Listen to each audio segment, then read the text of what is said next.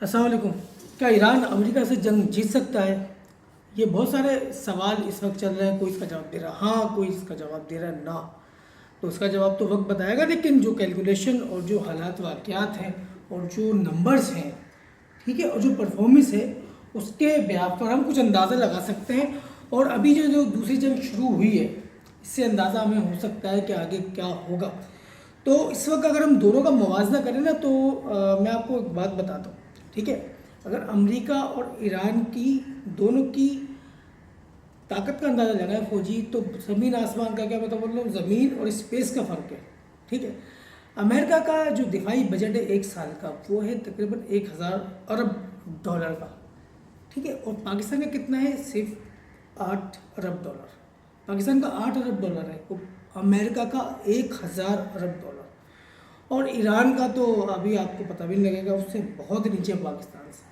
ٹھیک ہے، تو اس کے حساب سے اگر ملٹری نمبرز کا اندازہ کریں تو ایران کے پاس جو ہے امریکہ سے کم فوج ہے، امریکہ سے کم ہتھیار ہے، امریکہ سے کم ٹیکنالوجی ہے. چلو ٹھیک ہے، ہم یہ کہتے ہیں ٹیکنالوجیوں سے نہیں ہم لوگ نہ موازنہ کر سکتے. ایمان کی طاقت چاہیے ہوتی ہے، جوش چاہیے ہوتا ہے، حق پر چاہیے ہوتا ہے، اور بھی بہت ساری فیکٹر ہوتے ہیں. ہاں چلو ٹھیک ہے، ہم اس بات کو مانتے ہیں کہ ایسا ہو جاتا ہے. لیکن ایسا جب ہوتا ہے جب لڑائی جو ہے وہ فوراً ہی شروع ہو، فوراً ختم ہو جائے. ابھی یہ لڑائی جو ہے، پہلا جو فیز تھا، اس میں ہم دیکھتے ہیں کہ ایران آگے تھا. ایران کیوں آگے تھا، آگے کیسے ہو گیا؟ وہ اس وجہ سے کہ اخلاقی طور پر ایران کو برتری حاصل ہو گئی تھی، پوری دنیا کی امتیں اس کے ساتھ تھی، کیونکہ ایران کے ساتھ ظلم ہوا تھا. اچانک رات کے اندھیرے میں اس کی پوری قیادت کو اڑا دیا گیا. ٹھیک ہے، اس کے بعد انہوں نے پھر بھی نہیں ڈرے، نہیں جھکے، بہادری سے امریکہ کا مقابلہ کیا، اور ایران کو، امریکہ کو گھٹنے ٹیکنے پر مجبور کر دیا، جو ہم سب جانتے ہیں.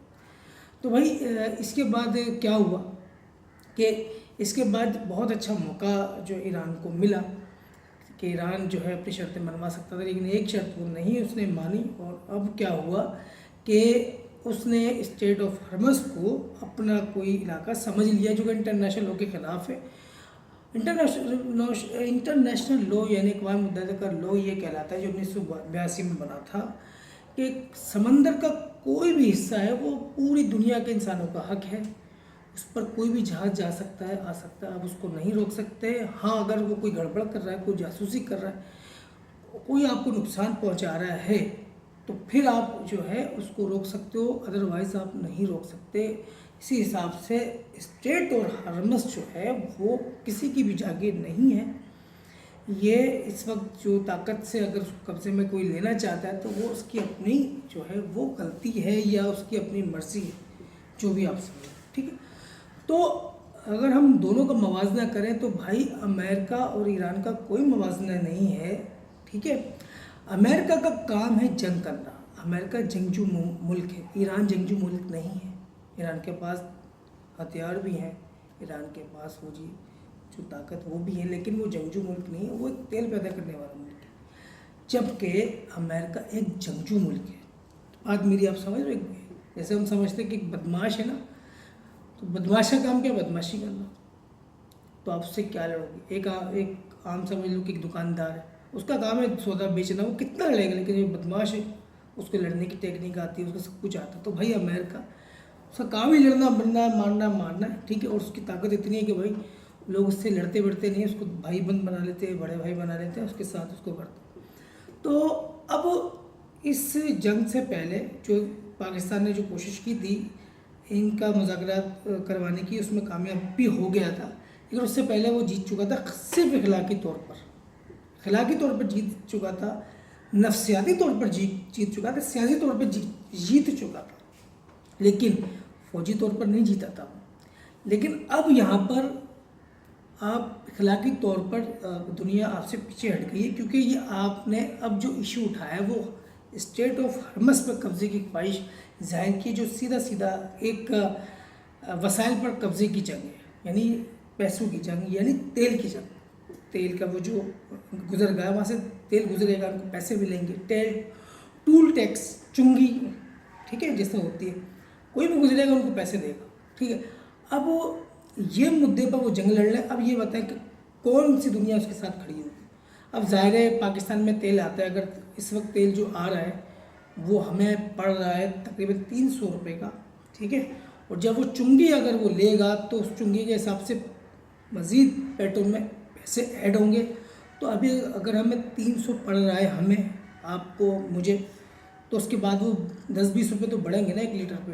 تو بھائی کون خوشی دینا چاہے گا کہ بھائی ایران کو فائدہ ہو، جبکہ انٹرنیشنل لاء یہ کہتا ہے کہ بھائی کوئی بھی جہاز کہیں سے بھی گزر سکتا ہے، کسی کو کچھ دینے کی ضرورت نہیں ہے.